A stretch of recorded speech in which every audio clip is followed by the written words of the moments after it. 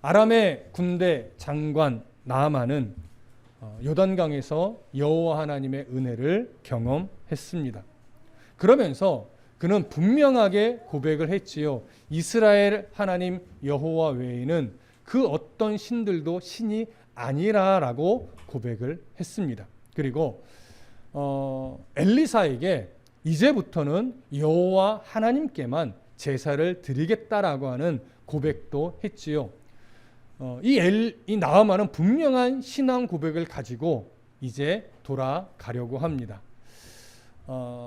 엘리사에게 예물을 바치려고 했지만 이 엘리사는 말씀 장사꾼이 되지 않으려고, 또 그것이 하나님의 뜻이 아니기에, 자신이 고친 것이 아니라 하나님이 친히 고쳐주신 것이기에 그 예물을 받지 않았습니다. 더욱더 하나님이 어떤 분인가를 경험한 나아만은 감사한 마음을 안고 이제 돌아갑니다. 근데 그가 돌아가고 있는 그 순간에 엘리사의 사환이었던 게하시가 좀 안타까운 마음을 품게 되지요. 20절을 볼까요? 20절 함께 읽습니다. 시작.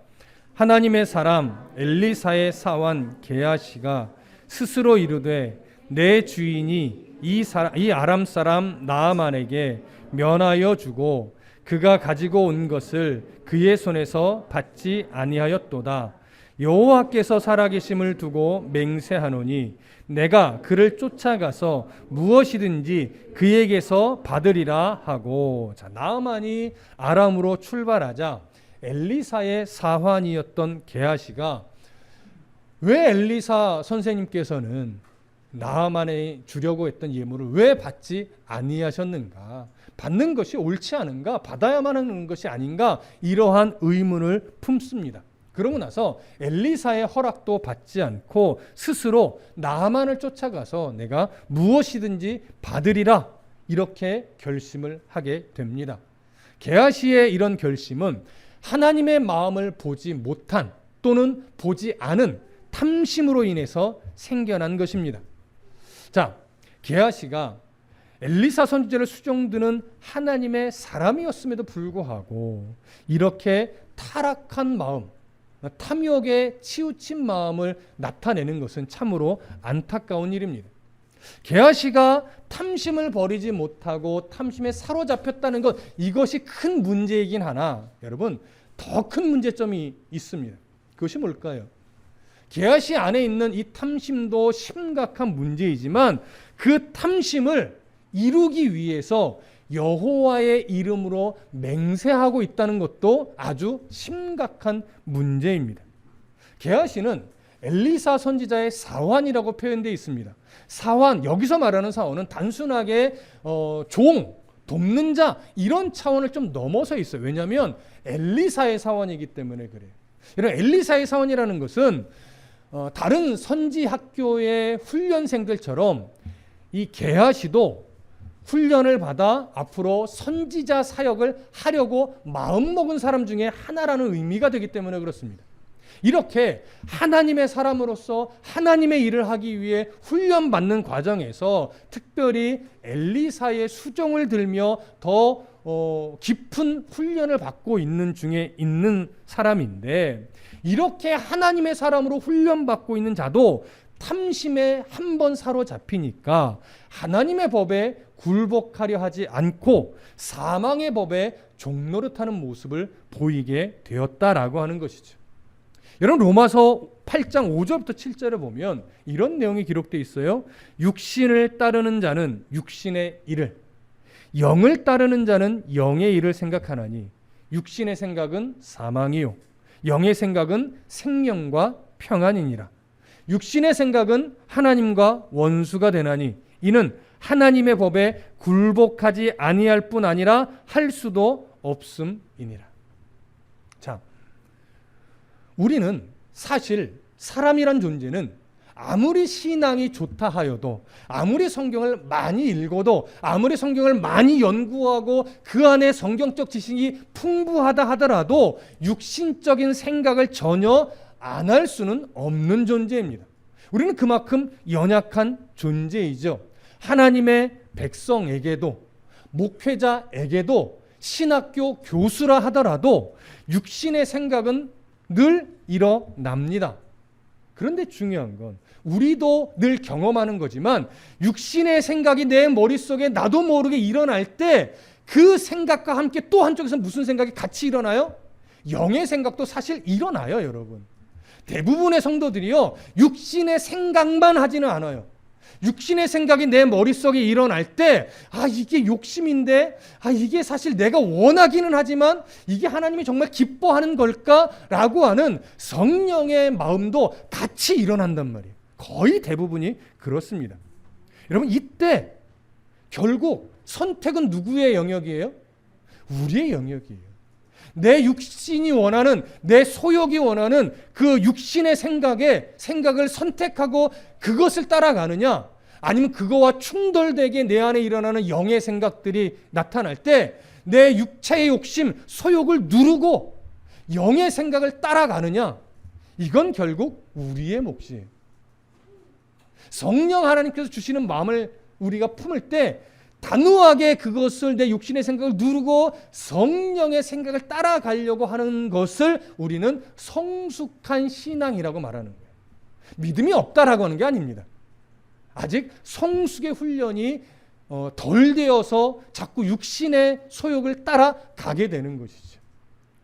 그래서 믿음의 훈련이라고 하는 것은, 성숙의 훈련이라고 하는 것은요, 육신의 생각을 안 하는 게 아니에요. 왜? 안 할 수가 없으니까. 육신의 생각이 일어나고 그와 함께 영적인 생각이 일어날 때 우리의 인생과 우리의 세파들을 겪어가면서 우리 안에 일어나는 이 육신의 생각을 누르는 실력이 강해지는 거예요. 영의 생각을 선택하는 실력이 더 강해지는 거예요. 이것이 바로 성숙한 성도의 모습입니다. 그래서 젊을 때의 신앙은 아직 위험하다고 하는 거예요. 젊을 때 혈기왕성할 때는 정말 주를 위해 무엇이든지 다 할 수 있을 것 같고 막 생명도 내놓을 수 있을 것 같지만, 그 젊을 때의 신앙이 현실을 거치고 시간을 거치고 인생의 세파를 거쳐가면서 사실은 많이 부서져요. 하지만 많이 부서져서 실수도 많이 하고 넘어지는 순간도 많이 있지만, 하나님의 사람은요, 그렇게 실수하고 넘어지고 일어나고 이런 과정을 통해서 점차 어떤 훈련이 되냐면 영의 생각을 따라가는 훈련이 되어져요. 여러분, 가끔 성경 공부를 할 때 이런 질문을 합니다. 물론 여러분들에도 설교 때 가끔 언급을 했지만, 다윗이 골리앗을 상대로 해서 믿음의 싸움을 싸울 때 골리앗 앞에서 정말 너무나 멋진 신앙의 명언을 남기잖아요. 너는 칼과 단창으로 내게 덤비지만 나는 누구의 이름으로 간다? 만군의 하나님 여호와 이름으로 간다 하면서 맷돌 하나 던져가지고 승리를 하잖아요. 여러분, 골리앗 앞에 선 소년 다윗, 마음속으로 실제는 두려웠을까요? 안 두려웠을까요? 여러분, 두렵지 않았을 겁니다. 어떻게 보면 마음속으로는 실제로는 두려웠겠죠. 근데 신앙으로 극복한 거겠죠. 이렇게 말할 수도 있는데요, 그렇지 않아요, 여러분. 그때 다윗은요, 아주 혈기가 왕성하고 정말 하나님을 위해 목숨도 내놓을 수 있는 그런 뜨거운 신앙이었어요. 그 신앙이 결코 나쁜 신앙이 아니죠. 본받을 만한 신앙이지만 아직 성숙한 인생의 세파를 겪지 않은, 아직은 젊은 청년의 혈기가 왕성한 그럴 때의 신앙이에요. 정말 주를 위해 목숨도 다 내어 바칠 수 있을 것 같은 신앙이죠. 하지만 그 시간이 지나서 그가 사울왕을 만나고 사울왕의 창을 피해 도망을 다니고 이런 과정의 역사를 보세요. 시간이 흐르고 세파를 거치면서 그는요, 미친놈 흉내내면서 자기 목숨도 구걸했던 흔적도 있어요. 무슨 말인지 이해되십니까? 성적으로도 악행을 범한 적도 있습니다. 그런데 다윗이 그러한 인생의 과정을 거치면서 골리앗 앞에 섰을 때의 모습과는 사뭇 다른 인생 흔적이 많이 있어요. 그러나 그의 신앙이 결국은 어느 시점을 딱 지나니까 하나님께서 다윗이 되게 만들어 세우셨던 거예요. 다윗도 인생에 풍파가 없었으면 그런 성숙한 신앙에 이룰 수 없었던 것처럼 오늘 우리들도 어떻게 성숙한 신앙에 갈 수 있느냐? 성경도 많이 봐야 되고 기도도 많이 해야 되고 예배도 열심히 드려야 되겠죠. 그러나 결국 우리가 다듬어지는 것은 주님 말씀과 함께 동행하면서 인생의 세파를 거쳐서 세월의 흔적들을 내 몸에 새겨 넣을 때 조금씩 성숙한 신앙이 될 수 있는 겁니다. 오늘 이 사환 게하시도 결국은 하나님의 사람으로 훈련받고 있는 중에 있지만 아직 뭐가 부족해요?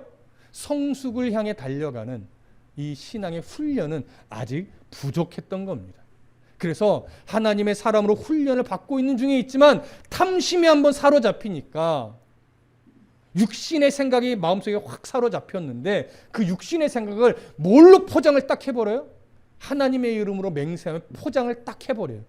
그래서 영의 생각에 순종하지 못하고 육신의 생각에 사로잡혀서 그것을 그 악한 생각에 몸을 맡기게 되어버립니다. 자, 그 모습을 볼까요? 21절과 22절을 보겠습니다. 21절과 22절 함께 읽습니다. 시작. 나아만의 뒤를 쫓아가니 나아만이 자기 뒤에 달려옴을 보고 수레에서 내려 맞이하여 이르되 평안이냐 하니 그가 이르되 평안하나이다.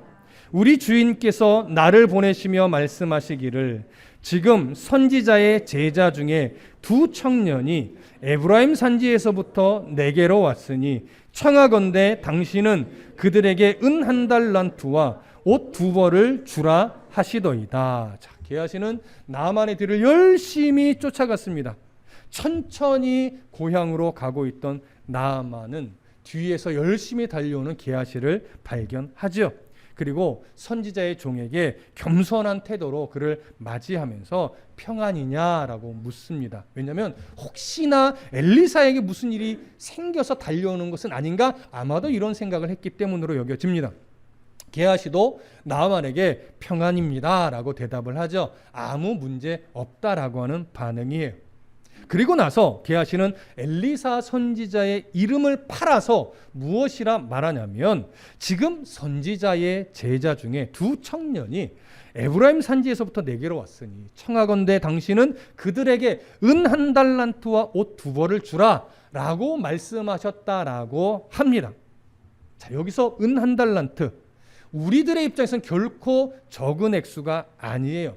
성인 한 사람이 대략 16년간 일에서 받는 보수에 해당할 만큼 사실은 큰 액수이긴 합니다.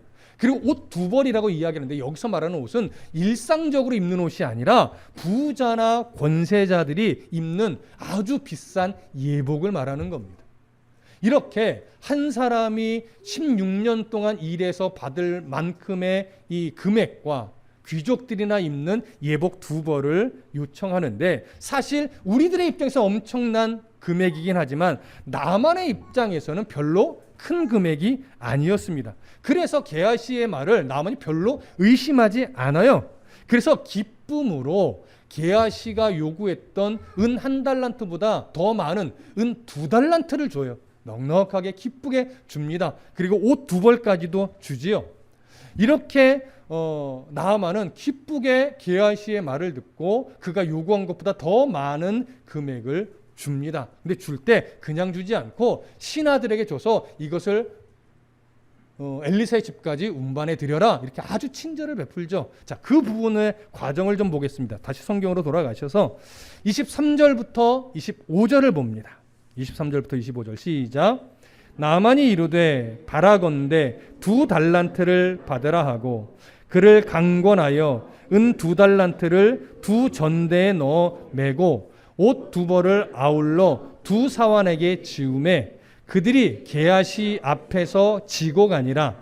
언덕에 이르러서는 게하시가 그 물건을 2 사환의 손에서 받아 집에 감추고 그들을 보내 가게 한 후 들어가 그의 주인 앞에 서니 엘리사가 이르되 게하시야 네가 어디서 오느냐 하니 대답하되 당신의 종이 아무데도 가지 아니하였나이다 하니라. 자, 나아만은 말씀드렸던 대로 종에게 이것을 지고 말하자면 배달까지 시켜준 거예요. 그래서 나아만의 종과 함께 게하시는 이제 엘리사의 집 가까이 가게 됩니다. 자, 엘리사의 집 언덕 근처쯤 왔을 때 게하시는 사환을 돌려보냅니다. 그 종을 돌려보내고 나아만이 준 예물과 옷을 자기가 취한 다음에 엘리사에게 들키지 않기 위해서 자기 집으로 가서 그것을 먼저 감추게 되죠. 참으로 주도 면밀한 그런 행동이었습니다. 자, 참 안타까운 것은 게하시는 우리가 잘 알고 있다시피 엘리사 옆에서 엘리사가 했던 모든 사역을 다 지켜본 자예요. 하나님이 엘리사를 통해서 어떤 이적들을 베푸셨고 어떤 은혜를 공급해 오셨는지 사실은 옆에서 다 지켜봤던 인물이란 말이죠. 그런데 엘리사를 통해서 하셨던 하나님의 그 역사들을 다 지켜보았음에도 불구하고 지금 자신의 이 행동을 엘리사가 모를 것이라고 여기고 있는 거예요. 여러분, 이것이 탐심에 사로잡혔을 때 나타나는 아주 중요한 특징입니다. 여러분, 탐심에 사로잡히면요, 하나님이 어떤 하나님인지 머릿속에만 남고 그 하나님을 내 삶에 적용을 못 시키는 거예요. 사람의 눈과 귀를 가려버립니다. 이것이 탐심이라는 녀석이 가지고 있는 아주 중요한 특징이에요. 그러니까 하나님이 어떤 분인지는 아는데 그 하나님이 나랑 상관없을 것 같은 거예요. 나를 보고 있지도 않는 것 같고 내 소리를 듣고 있지도 않을 것이라고 착각을 하는 거죠. 그래서 게하시가 예물을 자신의 집에 감추고 아무 일 없었다는 듯이 엘리사에게 갑니다. 그러나 엘리사는 모든 것을 하나님의 은혜 아래서 다 알고 있었죠. 그래서 게하시에게 묻습니다. 게하시야, 네가 어디서 오느냐? 여러분, 엘리사가 게하시에게 왜 이것을 물은 걸까요? 어디서 오는지 몰라서? 아니죠. 게하시에게 기회를 주는 거예요. 솔직하게 고백하고 회개할 수 있는 기회를 주는 것이죠. 그렇지만 게하시는 그 엘리사의 물음에 용서를 구하지 않고 아무 데도 가지 않았다고 거짓말을 합니다. 탐심이 눈과 귀와 마음을 가렸기 때문에 이런 반응이 나타나는 겁니다. 야고보서 1장 15절에 보면 이렇게 말하죠. 욕심이 잉태한 즉 무엇을 낳아요? 죄를 낳아요. 죄가 장성한 즉 무엇을 낳아요? 사망을 낳아요. 욕심이 잉태한 즉 죄를 낳고 죄가 잉태한 즉 죄가 장성한 즉 사망을 낳느니라. 여러분, 죄에 사로잡힌다는 것, 탐심에 사로잡힌다는 것, 사단의 생각에 육신의 정력에 사로잡힌다는 것 얼마나 무서운 일인지 우리는 가끔 별것 아니다라고 여길 수도 있겠지만 그런 마음들이 내 안에 쌓이고 쌓여갈 때 점차 회개할 줄 모르고 하나님이 기뻐하는 흔적들만 내 삶에 가득가득 남기는 그런 안타까운 인생이 돼요. 하나님이 메시지를 주고 하나님 어떤 상황을 통해서 말씀하시는데 그것을 듣기를 거절하는 인생이 자꾸 되는 거예요. 그러면 돌고 또 돌아서 너무나 먼 길을 돌아간 다음에 너무나 늦게 하나님을 만나는 안타까운 상황도 벌어지는 거죠. 늦게라도 하나님을 만나는 것은 감사한 일이긴 합니다. 그러나 여러분, 우리가 하나님의 백성으로 삶을 살아가다 보니까 하나님의 사람으로 인생을 살아내는 그 시간들이 얼마나 소중한지 우리는 알아요. 그 시간들을 낭비할 여력이 없다는 것도 우리는 알아야 돼요. 그런데 젊고 하고 싶은 일이 많고 이루고 싶은 일이 많다 보니까 그 하고 싶은 일, 이루고 싶은 일을 위해서 인생을 준비하고 달려가는 것도 소중한데 그 과정에서 자꾸 누구를 놓치냐면 하나님을 놓치는 거예요. 하나님이 기뻐하는 흔적을 함께 만들어가면서 하나님이 기뻐하시는 일과 함께 주님의 인도하심 아래서 내가 하고 싶은 일, 내가 이루고 싶은 일, 내가 성취하고 싶은 일을 함께 가지고 가야 되는데 내가 이루고 싶은 일이 너무 앞서다 보니까 하나님이 기뻐하시는 일이 점차 어디로 가요? 인생의 뒤로 가는 거예요, 여러분. 이게 탐심이 가지고 있는 아주 안타까운 특징이에요. 눈을 가려요. 귀를 막아요. 마음을 묶어요. 그래서 하나님의 마음에 내가 순종하지 못하게 만드는 거예요. 지금 게하시가 딱 그런 모습인 거예요. 엘리사가 지금까지 어떤 하나님의 사람이었으며 하나님이 엘리사에게 어떤 역사를 해왔는지를 다 보았으면 자신의 탐심으로 말미암아 나아만을 찾아가서 엘리사 몰래 하나님의 이름으로 맹세하고 그 돈을 받아왔다는 것 엘리사가 모를 리가 없다는 것도 알아야 돼요. 근데 그 생각을 못하는 거예요. 탐심 때문에. 눈이 가리고 귀가 가리고 마음이 묶이니까 그 생각을 할 수 있음에도 불구하고 못하는 거죠. 이게 지금 게하시에게 나타난 참으로 안타까운 모습입니다. 자, 이 기회를 저버린 게하시에게 엘리사가 말합니다. 26절 볼까요? 함께 읽습니다. 시작. 엘리사가 이르되 한 사람이 수레에서 내려 너를 맞이할 때에 내 마음이 함께 가지 아니하였느냐? 지금이 어찌 은을 받으며 옷을 받으며 감람원이나 포도원이나 양이나 소나 남종이나 여종을 받을 때이냐? 자, 엘리사가요, 한 사람이 수레에 내려 너를 맞이할 때 내 마음이 함께 가지 아니었느냐 이렇게 말해요. 이게 뭡니까? 내가 하나님의 영에 감동해서 네가 어떠한 마음을 가지고 나아만에게 쫓아갔는지, 나아만에게 무슨 말을 어떻게 했으며 나아만에게 얼마만큼을 네가 받아왔는지 내가 다 알고 있다는 얘기예요. 다 보고 있었다는 얘기예요. 그래서 단호하게 이렇게 말하죠. 지금이 어찌 은을 받으며 옷을 받으며 감람원이나 포도원이나 양이나 소나 남종이나 여종을 받을 때이냐 이렇게 말하죠. 여러분 왜 이런 말을 하는지 좀 아셔야 돼요. 당시 지금 북쪽의 이스라엘은요, 거짓 선지자가 판을 치고 있었습니다. 이단 쪽의 선지자들도 있지만 기존에 하나님의 선지자라고 하면서도 탐심과 미혹에 빠져서 거짓 선지자로 활동하는 이들이 많았어요. 이들이 이기심과 탐욕에 눈이 멀어서 선지자인 척하며 하나님의 뜻이 아닌 것을 하나님의 뜻이라 외쳐대면서 부와 사치를 거머쥐고 누리고 있었어요. 다 가짜죠. 적나라하게 말하면 다 사기꾼인 거예요. 그러면서 부를 취하고, 그러면서 인기를 누리고, 그러면서 명예까지도 취해서 자기 이름만 높이는 그런 거짓 선지자들이 많았던 때예요. 그러다 보니까 이제 정신을 차린 백성들 중에는 이런 선지자들을 경멸하는 이들도 있었습니다. 이스라엘은 이렇게 영적으로 어두운 때였고, 이렇게 어두운 때였고 거짓 선지자들이 팽배했기 때문에 하나님의 선지자라고 바르게 서 있는 자들은요, 더 각성하여 깨어 있어야만 했던 시대예요. 그렇지 않으면 하나님의 이름이 더 무시당하고 더 경멸을 받고 영광을 가리게 되니까. 그런데 엘리사의 사환이라고 하는 게하시가 그런 거짓 선지자들과 별반 다르지 않은 행동을 하고 있으니 엘리사가 얼마나 안타까웠겠습니까? 하나님의 역사를 그 엘리사 옆에서 수없이 바라봤던 인물임에도 불구하고 탐심에 사로잡혀 하나님의 뜻을 거스르고 이러한 악행을 저질렀으니 엘리사가 책망하는 것은 당연한 거죠. 그래서 그 탐심을 이겨내지 못한 결과 27절 볼까요? 함께 읽습니다. 시작. 그러므로 나아만의 나병이 네게 들어 네 자손에게 미쳐 영원토록 이르리라 하니 게하시가 그 앞에서 물러나오매 나병이 발하여 눈같이 되었더라. 자, 엘리사는 회개하지 않고 계속하여 거짓말한 결과 이제 하나님의 징계를 받는데, 나만의 나병이 너에게 들어갈 것이다. 그리고 네 자손에게 미쳐서 영원토록 이르리라. 이러한 책망과 징계를 받았습니다.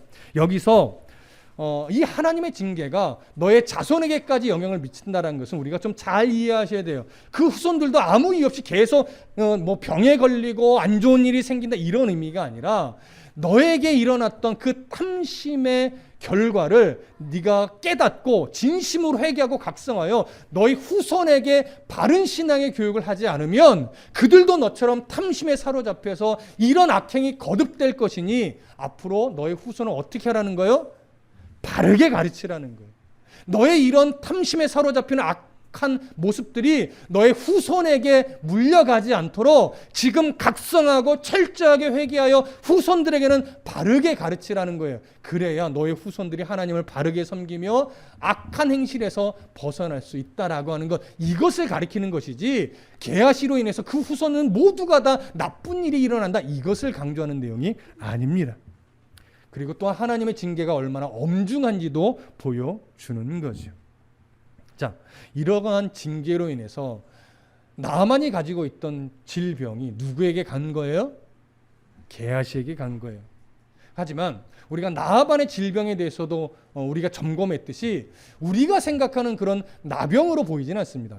번역 자체를 나병으로 해서 그런 우리가 아는 그런 나병으로 생각할지 모르겠지만 나아만도 그 병에 걸린 이후에 장군으로서의 일을도 계속했고 왕도 아련하는 일을 했던 것으로 보아 원문은 나병의 의미도 있지만 그러니까 악성 피부 질환으로도 번역할 수 있는 단어예요. 꼭 나병으로 번역해야 되는 단어가 아니기 때문에 그가 일상적인 자신의 업무를 계속한 것으로 보아 나아만의 질병은 우리가 아는 나병으로 보기보다는 당시 의술로는 고칠 수 없었던 악성 피부 질환으로 보는 것이 옳겠다라고 말씀을 드렸습니다. 근데 지금 이 게하시에게 넘어갔던 질병도 그런 차원에서 볼 때 나병으로 보기보다는 그 당시 의술로는 고칠 수 없었던 악성 피부 질환으로 보시는 것이 옳을 것 같습니다. 왜냐하면 열왕기하 8장 4절과 5절을 보면 이런 내용이 있어요. 게하시가 곧 엘리사가 죽은 자를 다시 살린 일을 왕에게 이야기할 때에 그 다시 살린 아이의 어머니가 자기 집과 전토를 위하여 왕에게 호소하는지라. 게하시가 이르되 내 주 왕이여 이는 그 여인이요 저는 그의 아들이니 엘리사가 다시 살린 자이니이다 하니라. 왕이 그 여인에게 물음에 여인이 설명한지라. 왕이 그를 위하여 한 관리를 임명하여 이르되 이 여인에게 속한 모든 것과 땅에서 떠날 때부터 이제까지 그의 밭의 수출을 다 돌려주라 하더라. 좀 많이 읽긴 했는데요. 여기 보면 병이 발발한 게하시가 사회에서 격리됐습니까? 아니면 자기의 일을 여전히 합니까? 자기 일을 여전히 해야죠. 이스라엘 사회에 있어서 나병에 걸린 자는요 자기 일을 할 수가 없어요. 그 이스라엘 사회에서 아예 격리돼서 살아가는 게 또 이스라엘 유대 법에 해당하기도 하죠. 그런데 지금 게하시는 그러지 않았거든요. 이런 것을 볼 때 이것은 나병이 아니라 일상생활은 할 수 있지만 당시 의술로는 고칠 수 없었던 악성 피부 질환으로 보는 것이 더 옳다라고 여겨집니다. 자, 오늘 우리는 이러한 게하시의 모습을 보면서 탐심이라는 것이 얼마나 우리의 눈과 귀를 어둡게 만들고 우리의 마음까지도 묶어놓는지를 우리는 확인할 수 있었습니다. 그렇기 때문에 우리가 하나님의 말씀을 듣고 또 설교를 듣고 예배를 하고 신앙의 교제를 나눌 때 늘 우리 안에 깊이 새겨야 되는 것은 하나님의 말씀이 내 머릿속에만 남지 않게 하는 그런 애씀을 가지셔야 돼요. 하나님의 말씀은 살아있는 말씀이고 좌우의 날선 검과 같아서 우리의 골수를 쪼개는 말씀이라고 했습니다. 그러니까 그런 의미가 뭐겠습니까? 우리가 그냥 지식으로 채우는 말씀이 아니다라고 하는 것이죠. 정말로 하나님의 말씀을 듣고 아멘으로 우리가 화답했다면 그 말씀은 내 삶에 내가 정말로 살아서 움직이는 말씀이 된다라고 하는 거예요. 하지만 내가 그 말씀을 지식으로만 채우면 내 삶에 영향력 있는 말씀으로 나타날 수가 없어요.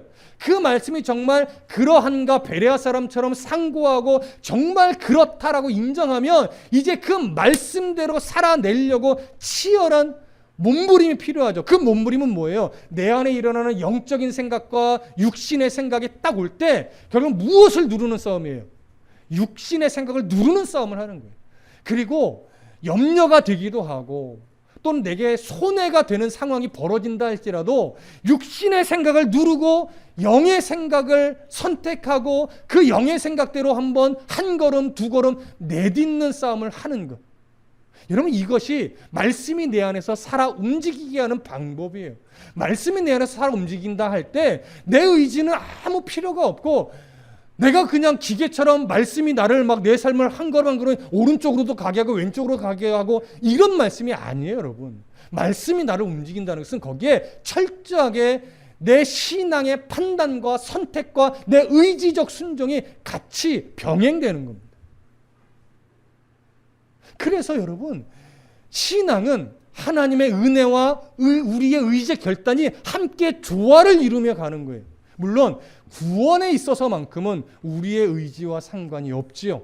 구원은 하나님의 선택과 하나님의 역사하심 속에서 우리가 반응하도록 인도하는 전적 하나님의 은혜로 인해 얻는 거지만 그 구원의 백성이 된 이후에 성숙을 위해 달려가는 과정에서는 우리의 의지가 하나님의 말씀으로 깨지고 부서지면서 영의 생각과 육의 생각이 일어날 때 영의 생각이 아무리 달콤하고 아무리 미혹이 세더라도 그것을 버리고 선택하지 않고 영의 생각을 선택하고 그 영이 이끄시는 대로, 말씀이 이끄시는 대로 내가 그쪽을 향해서 한 걸음씩 내딛는 이 싸움을 할 때 비로소 그 말씀이 내 삶을 움직이는 능력의 말씀이 되고 생명의 말씀이 되는 겁니다. 그래서 날마다 말씀을 들을 때 그것이 정말 그러한가 상고하는 씨름을 하셔야 돼요. 여러분, 청년들이 가장 힘든 것 중에 하나가 그거잖아요. 진짜 부딪히는 현실과 말씀이 우리에게 가르쳤던 가치관이 너무나 달라서 그 현실 속에서 그 말씀이 주는 가치관대로 살아가는 게 너무 불편하고 때로는 힘들고 때로는 그 선택하면 내 인생이 뭔가 안 풀릴 것 같고 때로는 망할 것 같은 두려움까지도 생길 때가 있어요. 그때 영의 일을 생각하지 않고 육신을 따라 육신의 일을 선택하면요, 좋은 직장은 갈 수 있어요. 돈은 좀 더 벌 수 있어요. 이름값은 조금 더 생길 수 있어요. 그러나 하나님이 기뻐하는 흔적은 인생 가운데 남지 않습니다. 하나님이 기뻐하는 인생의 흔적이라는 것이 어떤 가치인가를 내가 알 때 비로소 육신의 욕심을 누르고 영의 일을 생각하며 그 걸음을 걸을 수 있는 거예요. 그 가치를 모르는데 어떻게 거기를 선택하겠습니까? 예수 그리스도 십자가 죽음의 가치를 모르는데 어떻게 예수님을 쫓아갈 수 있겠냐고요. 하나님의 나라, 천국, 그 나라가 얼마나 좋은지 우리가 이론적으로는 알지만 우리가 죽어서 또는 예수님이 재림하실 때 우리가 영화의 몸으로 부활하여 갈 그 나라가 본향이다라고 끊임없이 말하지만 그 본향이 내 삶 속에 내 심중 가운데 체감이 안 되면 그건 그때 일이지, 그것이 지금 나에게 뭘 주어? 이렇게 여기기 시작하면 여러분, 현실 속에서 하나님의 나라를 소망하며 내가 하나님이 기뻐하는 흔적을 남기기 위해 무엇인가를 포기하고 무엇인가를 내려놓고 주를 위해 인생을 내어드리는 걸음을 걷는다? 여러분, 있을 수 없는 일이에요. 무엇이 정말로 소중한 가치인지를 알아야 그 소중한 가치를 위해서 다른 가치를 내려놓지요. 그러니 오늘 우리 안에 더 깊이 기도하며 간구할 것은 내가 탐심에 사로잡히지 않도록 예수 그리스도 십자가의 복음, 내가 주를 위해 산다는 것의 가치, 정말로 하나님의 나라, 새하늘과 새 땅에 들어가는 것이 정말 나의 본향이라는 것을 우리가 어떤 가치로 여기게 될지를 여러분 기대하시면서 하나님 앞에 그걸 구해야 돼요. 하나님, 그 가치를 먼저 알게 해주십시오. 내가 구원받은 백성이 되었다라고 하는 것이 어떤 가치인지 말로 설명이 될 수 없으니 내가 심령으로 느끼게 해주시고, 하나님 나라 시민권을 가졌다. 성경은 그럴듯하게 말하지만 하나님 나라의 시민권을 내가 가졌다는 것이 도대체 어떤 가치인지를 느낄 수 있게 하나님 해주십시오. 그리고 하나님 나라를 소망하며 살아가고 그 나라가 본향이고 이 땅에서의 삶이 그저 나그네의 삶이라고 하는데 현실은 그렇지 않거든요. 그러니 그 괴리감을 없애고 하나님 나라를 소망한다는 것과 그 나라가 정말 우리의 본향이라고 하는 것이 어떤 의미이고 어떤 가치인지를 내가 심중으로 느끼게 해주십시오. 기도하셔야 돼요. 그 가치를 알 때 비로소 우리는 탐심에 사로잡히지 않을 수 있는 힘이 생기고, 탐심을 누르고 영의 일을 생각하며 하나님이 기뻐하는 흔적을 남기며 살아가는 실력이 조금씩 생겨나게 되는 겁니다. 목사라도 이 기도 안 하고 목사라도 이러한 소망이 없으면요, 목회를 사사로이 하게 돼요. 목회를 자기 욕심으로 하게 돼요. 목회는 하나님을 드러내는 건데 목회를 자기 자신을 드러내는 목회를 하게 된단 말이죠. 성도의 삶도 마찬가지입니다. 탐심에 사로잡히지 않고 하나님의 나라의 가치와 성도라는 가치, 하나님의 아름다운 흔적을 남기는 것의 가치를 깊이 깨닫고 다시금 우리의 삶이 주님이 기뻐하는 삶을 걸어내는 그런 성도의 삶이 되시기를 간절히 소망하고 축복합니다. 기도하겠습니다.